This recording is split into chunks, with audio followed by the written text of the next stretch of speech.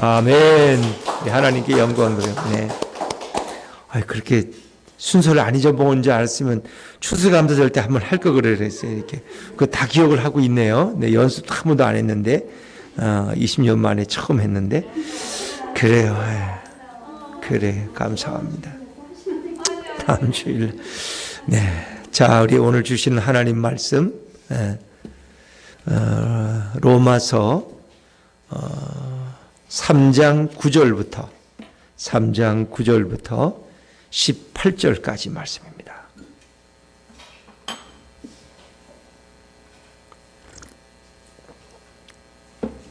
로마서 3장 9절부터 18절까지 말씀.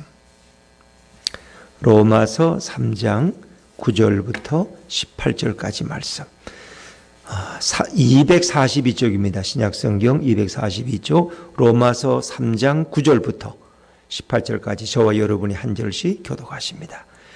그러면 어떠하냐? 우리는 나으냐? 결코 아니라 유대인이나 헬라인이나 다 죄 아래에 있다고 우리가 이미 선언하였느니라. 기록된 바 의인은 없나니 하나도 없으며 깨닫는 자도 없고 하나님을 찾는 자도 없고 다 치우쳐 함께 무익하게 되고 선을 행하는 자도 없나니 하나도 없도다. 그들의 목구멍은 열린 무덤이요 그 혀로는 속임을 일삼으며 그 입술에는 독사의 독이 있고 그 입에는 저주와 악독이 가득하고 그 발은 피 흘리는 데 빠른지라. 파멸과 고생이 그 길에 있어 평강의 길을 알지 못하였고 그들의 눈앞에 하나님을 두려워함이 없느니라 함과 같으니라. 아멘. 네, 오늘은 영적 진단을 받으라 하는 제목으로 함께 은혜 나누기를 원합니다. 꽤 오래된 일입니다만 제가 아는 어떤 권사님은 늘 소화에 문제가 있었습니다. 그래서 늘 위장에 진통을 느끼고 제대로 식사를 하지 못하고 늘 그것이 염려거리였어요. 그래서 서울에 내노라 하는 병원들을 다 찾아다니면서 진찰을 받았지만 속 시원한 답을 내놓은 병원은 없었습니다. 가족들이 다 곤히 잠들 시간에 혼자 잠을 이루지 못하고 위를 잡고 이렇게 진통을 겪어야 되는 그런 날이 하루 이틀 계속되었습니다. 자, 이렇게 뒤척이는 것도 하루 이틀이지 그 몇 년 지나니까 가족들도 그래 그렇게 인정해 버려요. 저 사람은 그저 늘 잠자려면 위가 아파서 잠을 잘 못 잔더라. 그 처음에는 걱정을 해도 그것이 늘 일반화되니까 의뢰 그런 줄 알고 지나가는 것입니다. 너무 고통이 심해서 큰 병원에 가서 정밀 검사를 이렇게 몇 차례 받았는데 그저 아무 문제가 없다는 겁니다. 원인을 발견할 수 없다는 겁니다. 근데 마지막 갔던 병원에서 의사가 고개를 갸우뚱 하더니 정밀 검사 결과가 췌장암이라는 것이 발견됐어요. 그러니까 우리가 이렇게 위암이니 대장암이니 이런 건 하지만 췌장암이라는 건 너무 깊이 숨어 있어서 잘 찾아내지를 못한다는 것입니다. 의사가 그 부분을 특별히 의심하지 않고서는 검사에도 잘 결과를 찾아내지 못한다 그래요. 근데 이제 그렇게 해보니까 상태는 이미 매우 심각했어요. 그리고 수술이 불가능한 상황이었습니다. 너무나 많이 진전됐기 때문에. 그래서 그래도 환자가 내가 마지막 수술을 받고 싶다. 그래서 몇 프로의 가능성을 믿고 수술을 했는데 결국 수술 후에 더 빨리 악화가 돼서 2달을 넘기지 못하고 진통 중에 고통당하다가 결국 세상을 떠나고 말았습니다. 돌아가시기 전에 한 3일 전에 제가 가서 이렇게 기도를 해드리려고 가서 배웠는데 정말 얼마나 수척한지 말 그대로 뼈만 남았어요. 전혀 그 얼굴이 아니야. 제가 보던 그 얼굴이 아니야.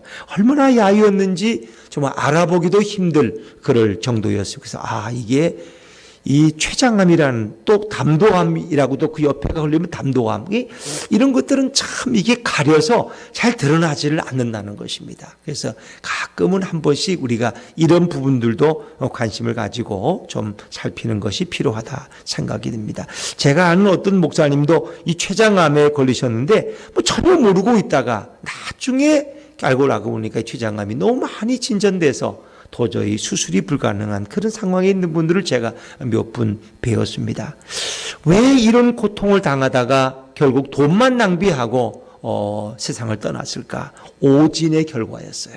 그 서울에 내놓으라 하는 그 소화기 내과에 있어서는 내놓으라 하는 병원들이 그 진단을 잡지 못했어요. 그래서 뭐 아프면 또 이렇게 진통제 맞고 그저 가스 알명수도 먹고 이런저런 약 먹어도 전혀 차도가 없더라는 것입니다. 그 유명한 병원들도 원인을 찾지 못했기 때문에 아까운 돈만 낭비한 그런 결과가 됐지요. 정말. 그러나 이제 물론 권사님은 예수를 잘 믿으셨기 때문에 육체적으로는 이렇게 진동 가운데 있다 떠나셨지만 분명히 천국으로 가셔서 주님 품에서 영원히 안식하게 된 줄로 믿습니다. 자, 우리가 병을 치료하는 첫 번째가 뭘까요? 정확한 진단을 받는 거예요. 근데 이 전단에 실패하면은 아무리 오랜 치료도 다 낭비예요. 대부분 이제 그런 경우들이 종종 있어요. 경험이 적은 의사들이라든가 너무나 많은 환자들을 보니까 주시해 보질 못해가지고 그냥 이렇게 오진으로 판단을 해서 쓸데없는 약을 6개월, 1년씩 먹어서 돈만 낭비하고 병은 더 악화되는 경우가 너무나 많다는 거예요. 성경에도 보니까 12년 된 혈루병 여인이 있잖아. 그렇지요? 그 많은 좋은 명의들을 찾아가서 돈 있는 돈만 다 낭비하고 이제는 가산도 탕진하고 이제는 전혀 방법이 없어. 그 혈루가 마르질 않아. 혈루병인데 하열 증세가 멈추지 않아. 그래서 마지막에 여인이 예수님께 나오잖아요.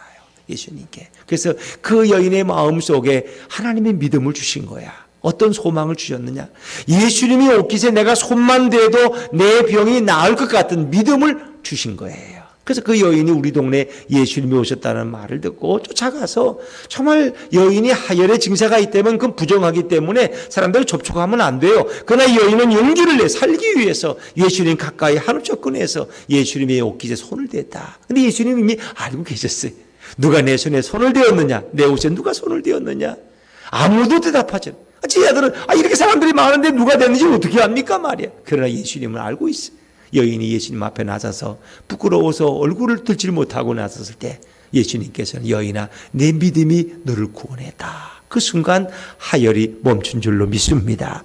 자, 이런 하나님께서 이런 마음을 주시는 거예요. 이런 믿음을 주시는 거예요.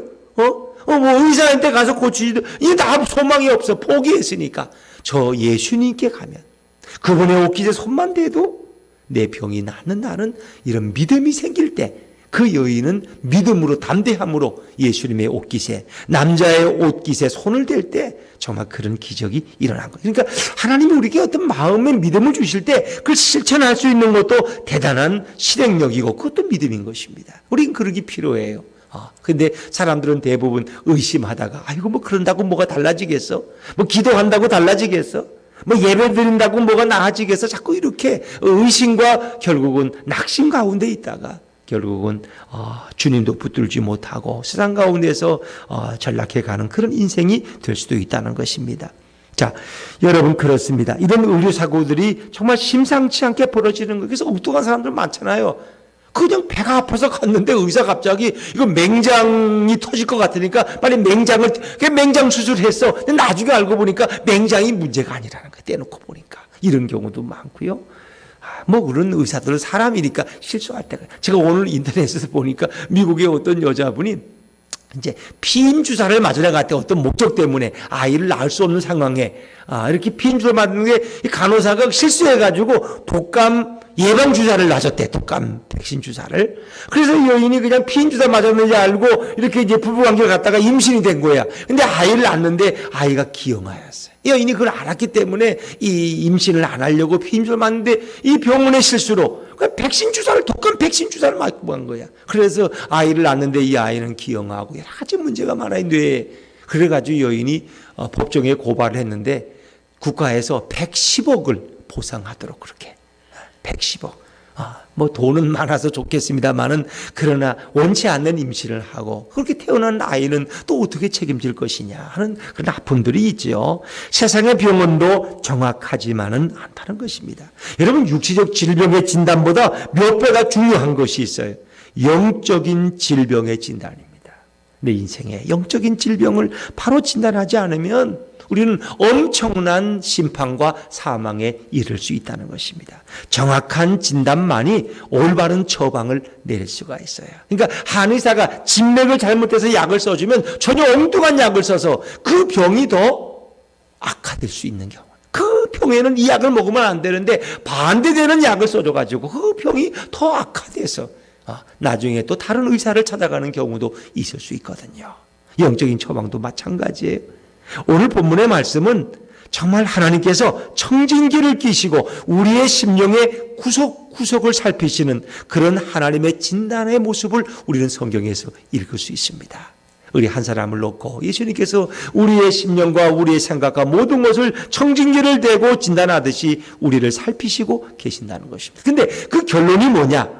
오늘 하나님의 결론은 바로 이런 거예요. 자, 우리 9절 말씀을 한번 읽어볼까요? 9절을 한번 읽어보죠. 9절 시작. 그러면 어떠하냐? 우리는 나으냐? 결코 아니라 유대인이나 헬라인이나 다 죄 아래에 있다고 우리가 이미 선언하였느니라. 유대인이나 헬라인들은 이방인, 하나님을 모르는 자들. 근데 유대인들은 말씀이 있고 율법이 있고 하나님을 안다고 하는 그들까지도 다 죄 아래에 있다는 거예요.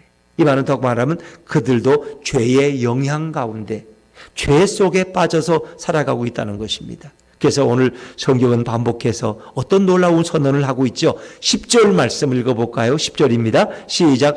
기록된 바 의인은 없나니 하나도 없으며. 이게 어찌 보면 제일 중요한 말씀이에요. 의인은 없나니 하나도 없다는 것입니다. 세상에 의인은 없다. 의로운 자. 그러니까 죄가 없는 자는 하나도 없다. 흠 없는 자 아무도 없다는 거예요. 이것은 시편 14편 1절 이하에서도 시편에서도 누누이 소개되고 있고 또 이사야서 54장 1절 이하에서도 반복되게 51장 4절 이하에서도 반복되게 소개되고 있습니다. 여러분, 인간은 의인이 없다는 것입니다. 이 죄의 보편성을 이야기하는 온 세상의 사람들이 다 죄의 영향과 죄의 권세에 포로되어 있다는 것입니다. 죄로 철저하게 우리의 영혼들이 오염되어 있다는 것입니다. 우리는 죄의 영향력 아래 살아가고 있습니다. 그래서 우리는 죄를 먹고 죄를 마시고 죄를 생각하고 그리고 죄를 행하면서 살고 있다는 것입니다. 아이들이 이렇게 어린 애들이 막 장난꾸러기들이 어떻습니까? 막 진흙탕 속에 들어가서 둘이 막 뒹굴어. 근데 걔들은 그게 뭐 진흙탕인지 뭔지도 모르고 재미있으니까 그렇게 하는 거야. 저 보령에 가면 모두 축제라는 게 있죠. 그 뭐 진흙에서 막 뒹굴고 씨름하고 그래. 어찌보면 그런 모습. 근데 아이들은 그게 별로 상관이 없어. 어찌보면 우리는 나는 굉장히 깨끗하게 살고 같은데 그 진흙 속에서 온 죄의 진흙더미 속에서 이렇게 살아가는 경우들도 너무나 많이 있다는 것입니다. 인간은 다 죄의 영향력 아래에 있다는 거예요. 아담과 하와는 하나님이 금하신 선악과를 따먹음으로써 인간은 범죄했고 타락했고 인간은 죄인이 되었습니다. 그래서 로마서 5장 12절에 보니까 놀라운 선언을 하고 있죠. 우리 가까우니까 로마서 5장 12절 한 장 넘기면 5장 12절 나오죠. 로마서 5장 12절 한번 찾아서 읽어볼까요? 다 찾았으면 아멘 해보세요. 로마서 5장 12절 같이 한번 읽습니다. 시작. 그러므로 한 사람으로 말미암아 죄가 세상에 들어오고 죄로 말미암아 사망이 들어왔나니 이와 같이 모든 사람이 죄를 지었으므로 사망이 모든 사람에게 이르렀느니라. 아멘. 그랬습니다. 자, 그러므로 한 사람으로 말미암아 죄가 한 사람은 누구를 얘기하는 거예요? 아담을 얘기하는 거예요.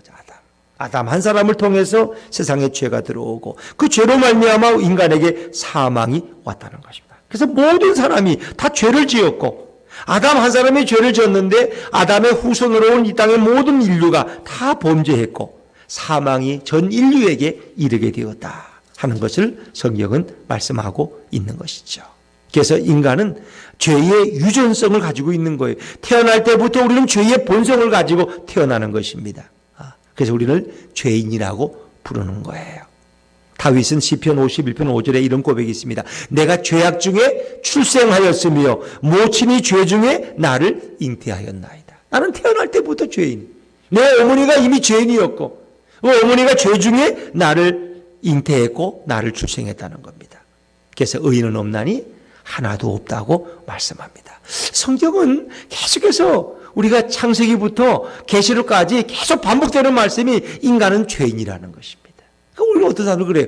교회는 자꾸 죄인 하느냐. 내가 뭐 남의 떡을 훔쳐 먹었느냐. 돈은 왜 내가 죄인. 남의 호박도 난 하나 손댄 게 없는데 왜 죄인 하느냐. 이만큼 예수 믿고 착하게 살고 헌금도 하고 기도도 하면 의인이라 그래야지.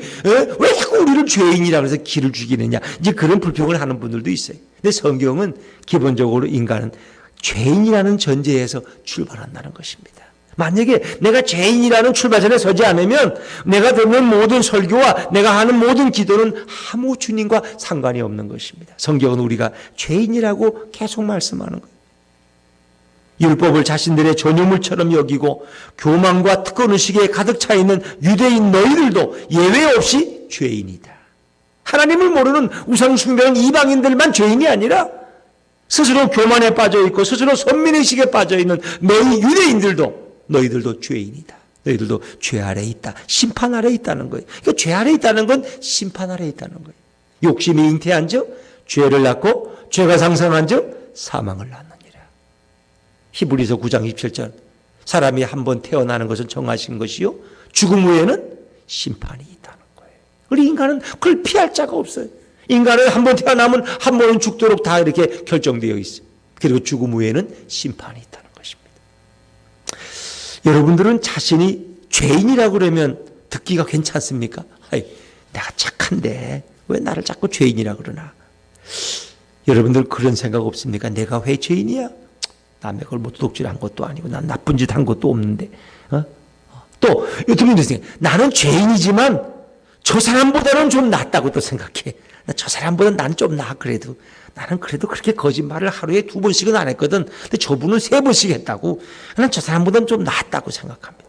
이런 그 자기를 조금 다른 사람보다는 우월의식을 갖는 또 그런 게 인간의 교만 속에 있어요. 근데 뭐 그 죄나 그 죄나 다 하나님이 보실 땐 똑같다는 거 아세요? 똥 묻은 개나 재 묻은 개나 하나님이 보실 땐 다 더러운 거예요. 우리는 다 더러운 거예요. 다 더럽고 다 치우친 거예요. 파스칼이라는 유명한 철학자가 있죠. 그런 말을 했어요. 나는 의인이나 위인이나 성자가 존재한다는 것을 믿지 않는다. 이 땅에는 오직 한 가지 종류의 사람들만이 존재한다. 그들은 죄인이다. 이 땅에는 오직 죄인이 있을 뿐이지 의인은 없다는 것. 위인이나 성자도 없다는 것입니다. 천주교에서는 어떤 이렇게 순교를 했다든가 훌륭한 일을 한 이런 신부나 이런 사람들을 무슨 성자 칭호를 해요. 성자 칭호. 그러나 그것은 인간들이 하는 칭호지 하나님 앞에 성자는 있을 수가 없습니다. 하나님 앞에 완전한 의인이나 선인은 있을 수 없다는 것입니다. 어거스틴은 그런 말을 했어요. 세상에는 두 종류의 죄인이 있는데 하나는 내가 죄인이라고 느끼는 고백하는 죄인이 있고 또 한 가지는 내가 의인이라고 말하는 죄인이 있다. 그러니까 다 죄인은 죄인인데 어떤 사람은 자기가 죄인이라는 죄인이고 어떤 사람들은 자기가 굳이 의인이라는 죄인이 있을 뿐. 여러분 정말 이 두 종류 이건 자기가 의인이라고 보는 것은 잘못됐다는 것을 전제하고 있는 거죠. 사람들은 죄인이라는 말을 별로 좋아하지 않죠. 재판정에서 이제 이렇게 피고라 그러죠. 어떤 죄의 혐의를 가지고 판사 앞에서 이렇게 재판을 받는 사람들이 있죠. 이런 분들이 이제 마지막 하고 싶은 말이 없느냐? 선고하기 전에. 그러면 이제 대부분은 그런답니다. 이제 읍소를 하죠. 판사를 향해서 재판장님 제가 정말 죽을 죄를 지었습니다. 저에게 선처를 해주시면 앞으로 바르게 살겠다고. 죽을 죄를 졌다고 이렇게 이제 판사 앞에서는 굽신거리고 이제 잘못을 빌어요. 그럼 판사가 그런다는 거예요. 피고는 그 죄가 형량이 무겁긴 하지만 죽을 죄는 아니니까 안심하십시오. 그러나 교도소 들어가서 한 6개월만 반성하고 나오시면 됩니다. 그렇게 말합니다. 그러면 그때부터 이 사람의 안색이 싹 변하면서 내가 무슨 죄를 졌다고 내가 왜 6개월을 살아야 돼 이렇게 불평을 한다는 거예요. 그러니까 사람들은 필요하면 자기가 죄를 잘못했다고 그래. 판사 앞에서 좀 봐달라고 내가 정말 죽을 죄를 졌다고 한 번만 용서해달라고 그러다가 그게 통하지 않으면 내가 무슨 죄를 졌다고 난 죄도 없는데 여기 와. 저 죄진 놈들은 다 뻗듯하게 살고 나 같은 착한 사람이 왜 감옥에 와야 되냐고 이러면서 엉뚱한 소리 하는 것이 바로 인간의 위선적인 모습이다 하는 것입니다. 입으로는 죄인 하면서 우리는 그 죄를 인정하려고 하지 않습니다. 더구나 하나님 앞에서 우리는 인정하지. 그래서 많은 그리스도인들 중에도 우리가 기도할 때 주님 나 같은 죄인을 이렇게 구원해 주시고 또 저는 말할 수 없는 죄인입니다. 벌레만도 못한 죄인이라고 고백하기도 하지만 누군가가 자신의 허물을 지적하면 어떻습니까? 얼마나 우리는 화를 낼 경우 내가 언제 그런 죄를 졌다고 내가 왜 그런 비판을 들어야 돼? 이건 인간들이 똑같다는 겁니다. 우리는 내가 습관적으로 죄인이라고 말하지만 정말 그것을 가슴 깊이 느끼고 있느냐? 내가 죄인이라는 것을 가슴 깊이 느낀다면 이 죄인에게 뭐가 필요할까? 이 죄인에게 나에게는 예수가 없으면 안 되는 거예요. 한시도 이 죄인에게는 예수 그리스도가 나에게 없이는 나는 심판받을 수밖에 없고 나는 멸망받을 수밖에 없는 존재이기 때문에 얼마나 주님을 사모하는 마음이 있겠어요. 그렇죠? 그러니까 몸이 아픈 사람들은 의사가 한시도 옆에 없으면 안 돼요. 의사 선생님이 늘 대기실에 있어서 간호사만 부르면 의사가 쫓아오고 이래야 마음이 안심이 되지. 어디서 어떤 일을 당할지 모르는데 의사가 내가 저기 시골 집에 한 하루 갔다 올 테니까 아프지도 말고 가만히 잘 있으라고. 환자가 얼마나 불안하겠어요. 그렇죠? 의사가 하루 종일 갔다 오는 사이에 내가 병나 죽으면 어떡해. 시골인데. 그렇잖아요. 그러니까 우리가 죄인이라는 사실부터 정말 예수님이 내게 한시도 떨어지지 않으면 떨어질 수 없는 거예요. 그만큼 주님을 찾고 주님 앞에 더 겸손하게 우리는 부르짖을 수밖에 없는 거죠. 이 죄인에게 특징이 있어요. 먼저 죄인들은 전적인 무능을 가지고 있습니다. 자, 우리 11절, 12절 말씀, 11절, 12절 한번 같이 읽어볼게요. 시작. 깨닫는 자도 없고 하나님을 찾는 자도 없고 다 치우쳐 함께 무익하게 되고 선을 행하는 자는 없나니 하나도 없도다. 우리 선을 행할 능력도 없고 깨달을 능력도 없어요. 우리는 무능한 거예요. 깨닫는 자도 없고 하나님을 찾는 자도 없고 다 함께 무익하게 되고 선을 행하는 자도 없다는 거예요. 그렇습니다. 우리는 진리를 깨닫지를 못합니다. 하나님을 깨닫지 못해요. 얼마나 우둔하고 영적으로 무지한지. 세상적으로는 이리에 밝은 사람들도 영적으로 무지한 경우가 많아요. 그래서 이스라엘 역사를 보면 선지자들이 계속 경고하는 것이 뭐예요? 너희가 하나님을 깨닫지 못한다. 너희가 너희 죄를 깨닫지 못한다. 그를 깨닫지 못하는 우둔함과 무지함이 그들 속에 있었다는 것입니다. 지금이 어느 때인지 심판의 때인지 너희가 깨닫지 못한다는 겁니다. 또 두 번째는 뭐예요? 하나님을 찾는 자가 있어요, 없어요? 없다는 것입니다. 하나님을 찾는 자가 없다는 거예요. 하나님. 이 땅에 하나님 있는 사람은 이렇게 많은데 하나님을 정말 간절함으로 찾는 자가 없어요. 하나님을 찾는 것 같지만 사실은 우상을 찾고 있는 거예요. 우상을 찾고. 진실한 하나님을 찾는 것이 아니라 내 필요를 채워줄 우상을 찾고 있다. 창조주 하나님, 공의의 하나님, 심판의 하나님을 찾는 것이 아니라 하나님을 보지 못하고 그의 손에 든 사탕만 보고 있는 그런 어찌 보면 내 필요를 채워줄 내 어떤 필요한 것을 만족시켜줄 그런 우상의 하나님만 우리는 찾고 있다는 것입니다. 진심으로 하나님을 찾는 자가 없다는 것. 또 보니까 12절에 다 치우쳐 함께 무익하게 되고 이 무익이라는 말은 기차가 레일에서 탈선한 것을 의미하는 거예요. 하나님이 원하시는 길을 가는 것이 아니라 엉뚱한 길로 가고 있고 그것은 내게나 하나님께나 아무 유익도 없고 아무 의미가 없는 허망하고 공허한 삶을 살아가고 있는 것입니다. 그래서 그걸 표현해서 어떤 신학자는 쉬어버린 우유와 같은 삶. 여러분 우유는 좋은데 쉬어버린 우유를 먹을 수 있어요? 곰팡이 핀 우유를 먹을 수 있어요? 못 먹잖아요. 그건 오히려 해가 되는 거예요. 그래서 우리는 함께 다 치우쳐서 무익한 자가 되고 그 다음에 마지막 12절에 선을 행하는 자도 없다는 겁니다. 선을 진실로 선행을 행하는 자. 그러니까 우리가 뭐 좋은 일하고 착한 일 정말 이렇게 자신을 드러내지 않고 시골도 보면 매년 성탄절만 되면 어느 복지관 앞에 이렇게 돈자루를 갖다 놨는데 그것이 뭐 액수가 몇백만 원, 몇천만 원 되는 그런 것도 가끔 미담도 신문에 나와요. 근데 그런 분들은 자신을 알리고 싶지가 않아. 자신이 남에게 잘못한 것이 많아서 속지 않은 마음으로 하는 분들도 있고 너무 은혜받은 게 많아서 자기가 이렇게도 갖고 싶다는 뭐 그런 동기에서 하겠죠. 근데 어떤 분들은 TV나 신문에 그렇게 대문짝만하게 광고를 하면서 이렇게 불우이웃 돕기에 동참할 수도 있어요. 정말 그 중심이 동기가 진실하냐는 거예요. 정말 하나님이 아시면 되는 것이고 또 아무도 몰라도 괜찮아. 그러나 우리는 누가 좀 알아주면 하는 마음으로 이렇게 한다면 그건 진정한 선행이라고 말할 수 없어요. 자신을 드러내는 거고 자신을 피하라는 거고 자신을 광고하는 거지. 저분은 저렇게 착한 일을 많이 하는데 좋은 일을 많이 하고 구제도 많이 하는데 여러분 그것은 이미 구제가 아니죠. 이미 선행이 아니죠. 그렇죠?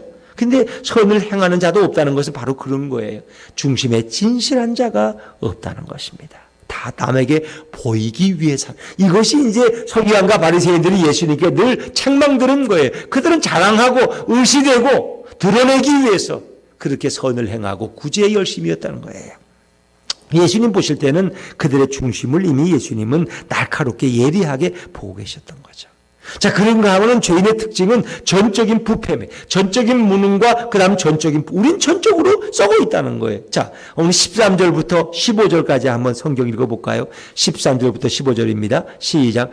그들의 목구멍은 열린 무덤이요 그 혀로는 속임을 일삼으며 그 입술에는 독사의 독이 있고 그 입에는 저주와 악독이 가득하고 그 발은 피 흘리는데 빠른지라. 무시무시한 일, 무시무시. 그들의 목구멍은 열린 무덤. 그러니까 중동이나 이스라엘 때 보면은 이렇게 우리처럼 이렇게 땅을 파가지고 시신을 매장하는 것이 아니라 어떤 동굴을 파서 그걸 큰 바위로 막는 거예요.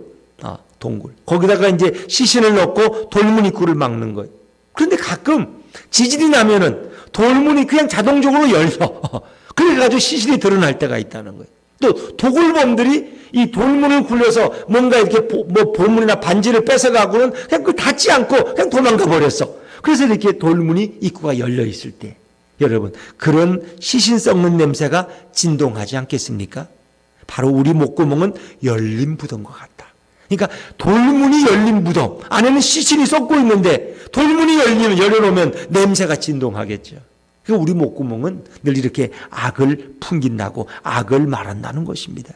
인간은 열린 목구멍과 같은 그 열린 목구멍은 열린 무덤과 같다. 그래서 그 구체적인 내용이 뭐예요? 우리가 보는 그 혀로는 13절에 보니까 뭘 일삼으며 속임을 일삼으며 그 혀로는 늘 사람들을 거짓말을 상습적으로 하고 늘 속인다는 거예요. 우리는 사람들은 물론 거짓말을 누가 좋아하겠어요. 그러나 자신도 모르게 또 거짓말하는 경우도 있고 또 어쩔 수 없이 그냥 위기를 모면하기 위해서 또 거짓말할 수도 있을 거예요. 그 인간들은 늘 혀로는 속이는 그런 일반적인 죄악의 속성을 누구나 다 가지고 있는 거죠. 이렇게 자신도 모르고 이제 거짓말 하겠죠. 어떤 신부가 길을 가고 있는데 아이들이 모여가지고 웅성웅성 한다는. 그래서 너희들 모여서 뭐하냐 하고 봤더니 아이들이 길에서 예쁜 강아지 하나를 주웠어요. 그래 놓고는 이 강아지를 누가 가져가야 되는데 이 길거리에서 만난 강아지를 누가 가져갈지 서로 몰라가지고 고민하다가 서로 게임을 하기로 했다는 거예요. 우리 중에서 거짓말을 제일 잘하는 아이가 이 강아지를 가져가기로 했다는 거죠. 그래서 신부님이 야 이놈들아 어떻게 너는 거짓말 대회를 할 수가 있냐? 난 너희만 할 때에 한 번도 거짓말 해본 적이 없다고 그랬대요. 신부가. 그랬더니 아이들이 이제 게임 오버됐습니다. 신부님이 가져가시라고. 신부님이. 나는 너들 나이에 한 번도 거짓말 한 적이 없다. 그 신부님이 1등이야. 그래서 강아지 가져가라고. 그처럼 우리는 자기도 모르는 사이에 거짓말이 튀어나올 때도 있고 곰곰이 생각하면은 내가 그때 사실이 아닌 걸 이야기했구나. 그러면 거짓말이 되는 거예요. 여러분. 인간들의 입술은 그런 것이다. 또 입술에는 뭐예요? 독사의 독이 있다는 거예요. 13절에 보니까 그 입술에는 독사의 독이 있다.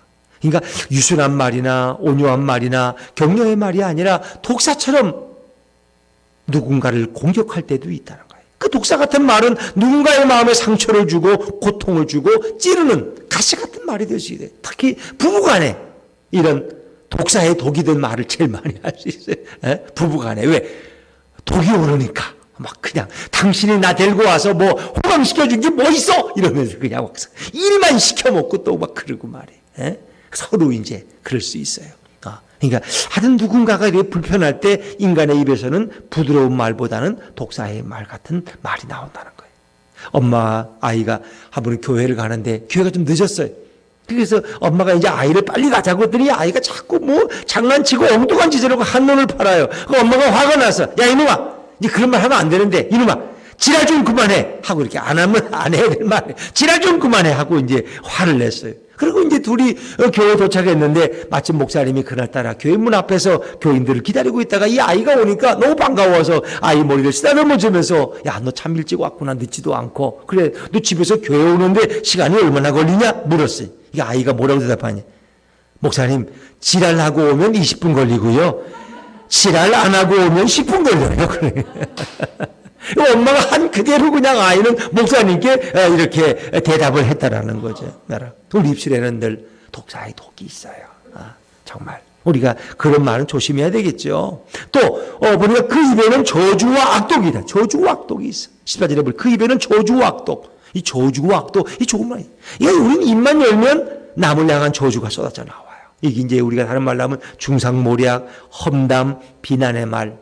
남이 없는 데서 이렇게 우리가 뒷담화한다 그러나 보통 이렇게 나쁜 말이죠. 그 사람을 헐뜯는 말, 칭찬하는 것 같은데 끌어내리는 말들 있을 수 있고 이제 그게 제일 이제 이러면 회사에서도 이렇게 패가 갈리면 그럴 수 있고 또 교회에서도 혹도 어떤 사람을 외톨이시키고 뒤에서 그 흉을 볼 수 있어요. 이런 것도 다 저주와 악독이 입에 가득한 거예요. 또 그 발은 피 흘리는데 빠른지라 입만이 그런 게 아니라 발도 늘 피 흘리는 일에 빠르다는 거예요. 선한 일보다는 악한 일에 사람들은 더 빨리 움직이고 더 빨리 달려간다는 거예요. 여러분 남 흉 보는 게 얼마나 재밌는지 모르시죠 여러분. 한 4사람이 모여가지고 여기 없는 한 사람 흉 보는 게 너무 재미있어요. 너무 재미있어요. 그런데 시간 가는 줄도 몰라. 그냥 시간 가는 줄도 몰라. 그게 인간의 타락한 본성이라는 거예요. 타락한 본성. 그러니까 우리는 그런데 가담하면 안 돼요. 그럴 때 그 자리를 떠나야 돼요. 왜? 그것이 범죄하는 거기 때문에. 왜? 사실의 진위도 확인해보지 않고 그냥 남이 그렇다니까 같이 덩달아서 이렇게 욕을 하고 비판한다면 그거 어리석은 거죠. 우리 인간은 그만큼 부패한 존재다 하는 거예요. 이제 이런 인간에게 희망이 있을까? 없어요. 그런 범죄하는 입술과 범죄하는 발을 가진 인간에게 오는 결과는 절망이에요. 절망. 하나님의 심판이 기다리고 있을 뿐이에요. 자, 16절, 17절, 16절, 17절 같이 읽죠. 시작. 파멸과 고생이 그 길에 있어 평강의 길을 알지 못하였고. 파멸과 고생이 있어요. 평강의 길을 알지 못. 늘 남들 흠들고 나면 내가 기분이 좋습니까? 잠깐은 좋은 것 같지만 돌아오면 허전해. 아무것도 아니야. 아이고 내가 또 범죄했구나. 회개도 못하는데 이렇게 죄를 많이 지어서 어떡하냐. 그렇죠. 이것은 결코 내 마음에 만족감을 주지 못해요. 그리고 결국 그들의 눈앞에 하나님을 두려워하지 않기 때문에 우리가 그런 죄를 범하며 살아가는 거예요. 마지막 18절 같이 읽죠. 시작. 그들의 눈앞에 하나님을 두려워함이 없느니라 함과 같으니라. 하나님이 두려우면 그러질 못해요. 욕을 하다가도 아유 내가 하나님 앞에 범죄하면 안 되지. 정말 그 사람이 그런지 아닌지도 확인도 안 해보고 저 사람 말만 믿고 내가 그렇게 말하면 안 되지. 이게 하나님이 두려워요. 심판의 하나님이. 하나님은 사랑의 하나님이지만 동시에 심판의 하나님이에요. 무서운 재판장의 하나님이에요. 그런데 하나님을 두려워하지 않는 자들이 문제예요. 그래서 마음껏 하나님을 의식하지 않고 살 때 문제가 되는 거예요. 우리는.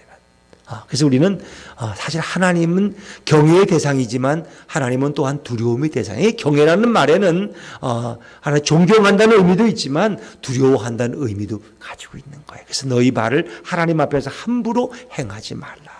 그런 얘기는 우리가 하나님 앞에 조심해야 되고 하나님을 두려워함이 있어야지 우리는 하나님 앞에서 모든 행동이나 모든 말과 모든 것을 조심할 수 있다는 거예요.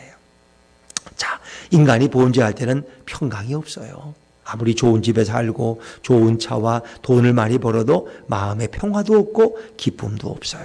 여러분 죄인에게 범죄한 사람에게는 그런 평화가 주어질 수 없어요. 타락한 인생의 모습은 온몸이 만신창이가 되어 상한 데가 한 군데도 없는데 어떻게 거기에 마음의 평화가 주어질 수 있느냐 하는 것입니다. 그래서 인간은 이 땅에서 의인이 없고 다 죄인이고 오늘도 범죄하며 살아가는 것입니다. 그래서 인간은 세 종류의 죄를 지며 살아가는데 첫 번째는 잘못함으로 짓는 죄가 있고 두 번째는 자기의 잘못을 변명하고 핑계하고 남에게 전가하는 죄가 있고 세 번째는 회개치 않는 죄가 있다는 것입니다. 이 인간은 이 죄인이라는 이 자리를 굴레를 벗어날 수가 없어요. 근데 이제 문제는 내가 죄인인 건 분명히 고백하고 깨달을 때 거기에 소망이 문이 열리는 거예요. 어떻게? 자, 오늘 성경은 조금 더 나아가서 20절 말씀 3장 20절을 한번 읽어볼까요? 3장 20절 시작. 그러므로 율법의 행위로 그의 앞에 의롭다 하심을 얻을 육체가 없나니 율법으로는 죄를 깨달음이니라. 유대인들에겐 율법이 있어요. 구약에서는 율법을 줬지만 율법으로는 구원받을 자가 없는 거예요. 율법을 100% 다 지킬 자도 없어요. 율법으로는 죄를 깨달음이니라. 아, 이게 죄구나. 율법은 그걸 알려주는 거예요. 내가 죄인이구나 하는 걸 알려주는 게 율법의 역할이에요. 그래서 그거를 사도 바울은 그래 몽학 선생과 같다. 몽학 선생. 몽학 선생이란 말은 쉽게 말하면 가정교사예요. 가정교사. 가정교사는 아이에게 지식을 가르쳐주고 선과 악을 가르쳐. 너 그렇게 하면 잘못하는 거야. 그렇게 하면 착한 거지. 이 선과 악을 가르치는 몽학교사. 그게 율법의 역할이에요. 율법으로는 인간을 구원받지 못하고 죄가 용서받지 못해요. 그래서 이제 로마 3장 19절 이하에서는 우리의 죄를 용서하실 분 예수 그리스도 하나님이 보내신 한 의에 대해서 우리에게 설명해 주는 거예요. 자, 우리가 이제 죄의 문제를 해결하는 길은 무엇인가? 결국 예수 그리스도 앞에 나오는 것밖에 없어요. 예수 앞에 나오면 모든 죄의 사하고, 이렇게 우리 찬송 부르잖아, 그렇죠? 예수님 앞에 나오면 그가 어떤 죄를 지었든지 주님은 그 죄를 다 용서하시고 깨끗해 하실 줄로 믿습니다. 그리고 예수님 앞에 나와서 우리 죄를 자백하는 거예요. 낱낱이 의사 앞에서 우리가 몸을 벗어야 돼요. 여자분들도 뭐 이렇게 어떤 뭐 몸이 아플 때로는 의사가 남자 의사들에도 어떻게 해요? 뭐 어떻게 하겠어요? 진료받으려면 옷을 벗어야지. 옷 입고 진료받을 수가 없잖아요. 그렇죠? 그런 것처럼 우리의 부끄러운 모습이라도 다 주님 앞에 드러내야 돼. 의사 앞에 벌거벗은 환자의 모습처럼. 나아만이 요단강에 몸을 7번 담그는데 자기의 화려한 외투와 속옷을 다 벗고 부하들 앞에서 벌거벗고 요단강에 7번 들어갔다 나올 때 그 나병이 깨끗한 어린아이 피부처럼 깨끗해지잖아요. 그렇죠? 이런 마음으로 우리는 주님 앞에 나가야 돼요. 그리고 우리는 어떻게 했어요? 예수 그리스도의 보혈로 우리의 더러운 죄악을 씻어야 할 줄로 믿습니다. 마치 요단강에 그 예수님의 보혈의 강에 자기 몸을 담글 때 모든 죄의 더러움이 씻어진 것처럼 예수님의 생명의 보혈에 우리 몸을 담글 때 거기서 우리의 심령과 육신이 깨끗함을 입을 수 있는 거예요. 그래서 히브리서 9장 22절에 피 흘림이 없은즉 사함이 용서함이 없다는 거예요. 요한복음 1장 29절에 세상 죄를 지고 오는 하나님의 어린 양을 보라고 말씀합니다. 예수님은 이 땅에 어린 양 예수로 오신 거예요. 그분은 양 어깨에 세상의 모든 우리 인간의 죄를 짓고 그 죄를 십자가에서 해결하기 위해서 이 땅에 오신 어린 양 예수 그리스도. 그 보혈의 주님 앞에 우리 나아가는 것입니다. 우리의 죄가 주홍같이 붉을지라도 주님은 양털같이 희게 해주실 줄로 믿습니다. 마치 동이 서에서 먼 것처럼 우리 너희 죄를 멀리 던지신다고 성경은 말씀합니다. 너희 죄를 깊은 바다에 던지우신다는 것입니다. 그렇습니다. 우리는 예수 그리스도의 보혈로만이 깨끗함을 입을 수 있고 우리의 심령이 정결함을 입을 수 있습니다. 의인은 없습니다. 다 죄인입니다. 우리 죄를 인정하고 예수 그리스도 앞에 나와서 예수 그리스도의 보혈의 강수에 깨끗하게 씻음을 받고 오늘도 주님 앞에 정결함으로 설 수 있는 저와 여러분 되시기를 주의 이름으로 축원합니다. 기도하겠습니다.